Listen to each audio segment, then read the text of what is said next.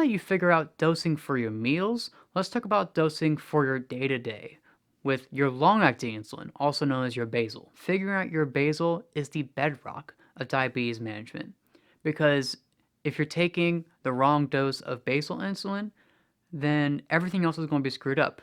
Your blood sugar is going to be going high all day, or it's going to be going low all day, and you're not going to be able to figure anything else out because you have this crazy wonky variable messing up your blood sugar throughout the day. You need to get your basal figured out. But once you do, once you figure out exactly what basal works for you, then you're going to be much more able to figure out everything else. You'll be much more likely to find that flat line. You're going to be correcting highs or correcting lows all day, and we want to avoid having to do corrections as much as possible. That's the whole point of the law of small numbers. Keep in mind, your basal insulin is supposed to only cover your day-to-day function. It's not meant to cover meals. It's not meant to cover exercise.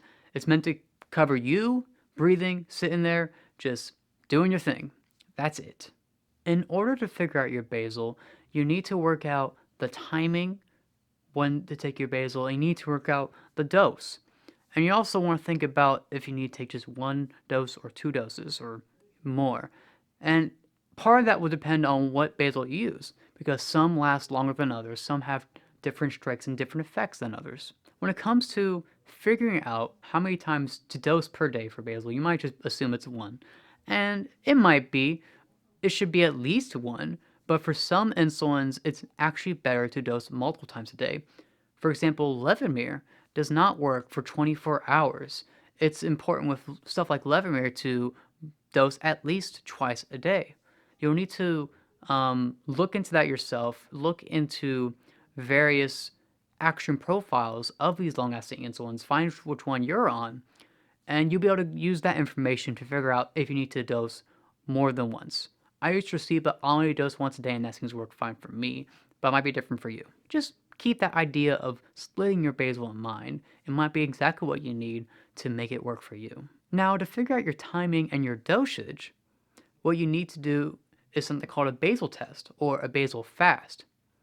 Like I mentioned earlier, basal is only meant to cover your day-to-day activities. It's not to cover meals, it's not to cover exercise. So what you should do is take whatever dose of basal you think would work, whatever you're working with right now would be a good start.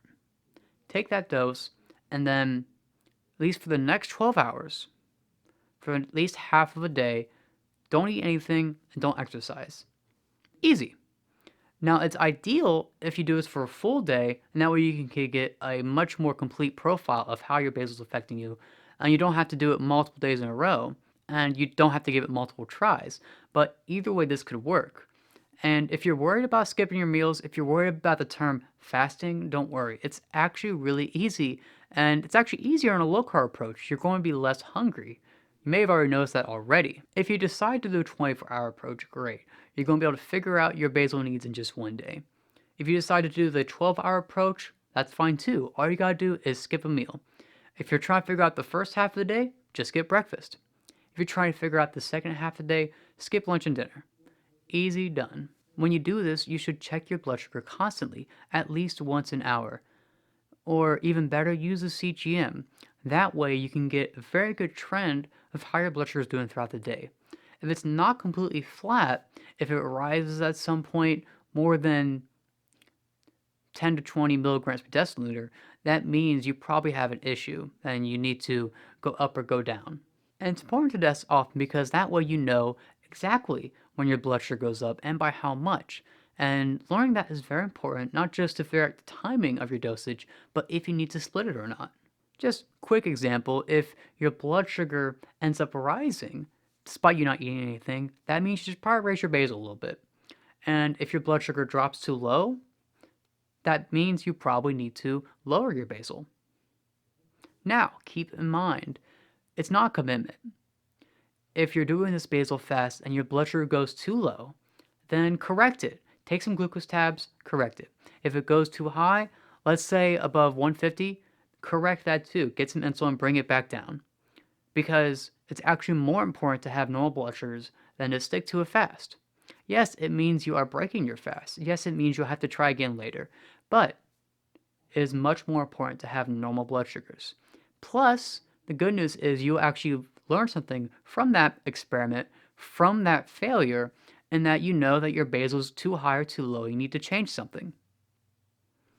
And also keep in mind, you want to take it slow. Don't go too fast. If your blood sugar starts rising a little bit throughout the day, and you say, okay, I'm going to raise my basal, and you double your basal, the next day could be a disaster. You could be going low all day, having to correct, and it would be just a huge mess. Instead, just do a unit or two at a time. Take it slow, take it easy, be patient with it. You'll get there.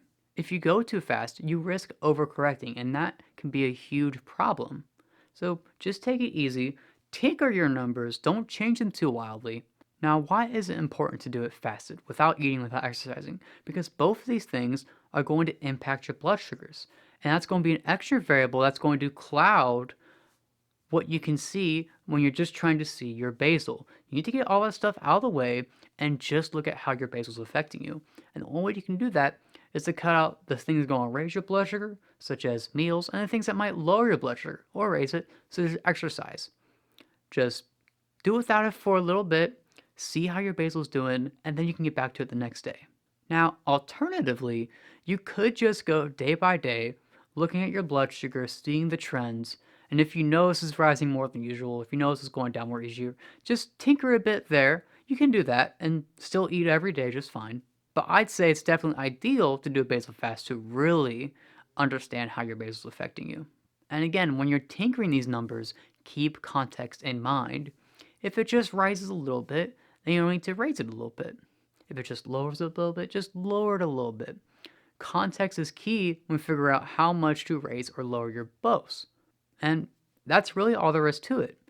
Take a break from eating and exercising, see how your basal is affecting you, write it down, log it, and learn from the experiment yesterday and apply it to the next day and the day after that until you get that basal just right. Again, experiment.